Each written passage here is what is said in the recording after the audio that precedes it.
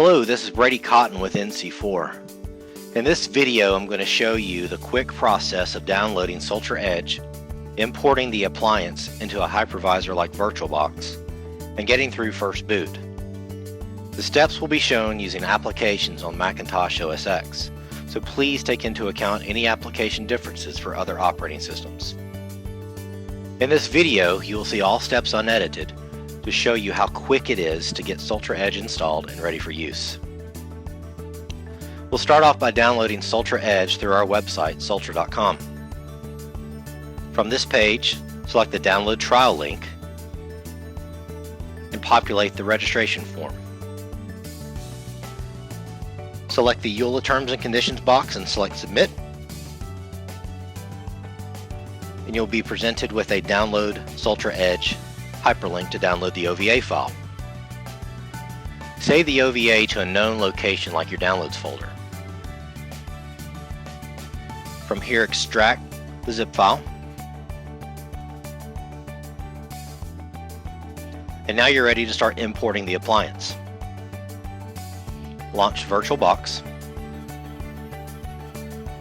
Import, point the folder to the OVA file. You can modify the name or leave this at default. Continue. And here you can modify the appliance settings, or we can leave at default. For this, we will leave these at default settings. Wait for the import to complete.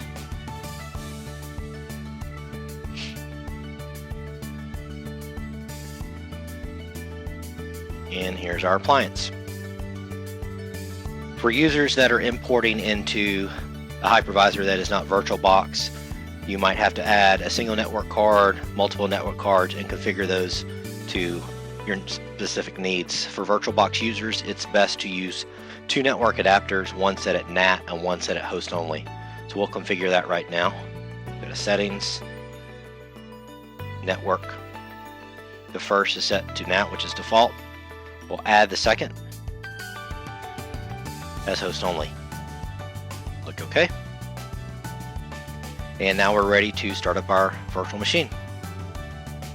Select Start.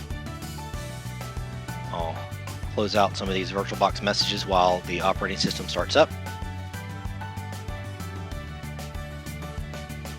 And I'll modify our view so it's easier to see. Okay.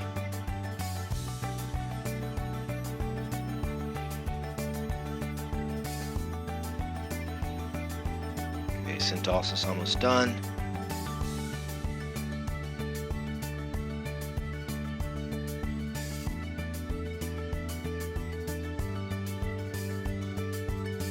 And we get to the first page of our console.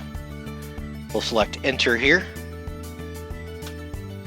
We'll accept the license by selecting Enter. And we come to the hostname area. For testing Edge locally, you can accept the default hostname. For production settings, you want to use a hostname and domain which identifies the server on your network. So for this testing scenario, we'll just accept the default hostname, and we need to type in an administrator password.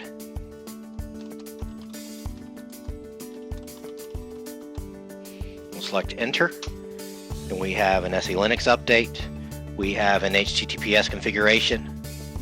We see database preparation, and the next is services startup. We'll wait for the services to start up, then we'll get back to our console.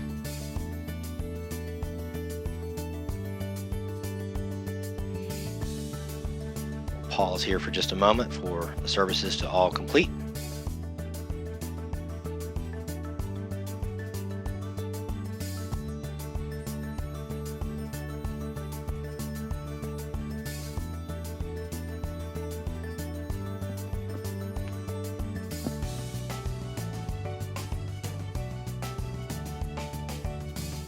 And Soltra Edge setup is complete.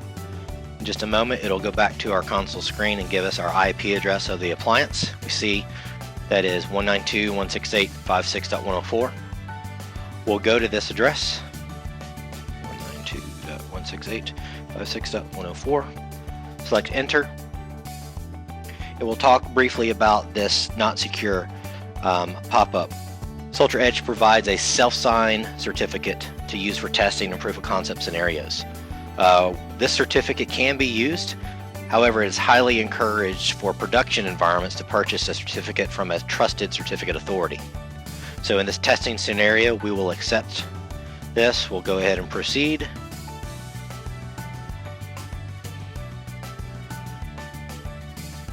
And we'll get to the login screen for Soltra Edge.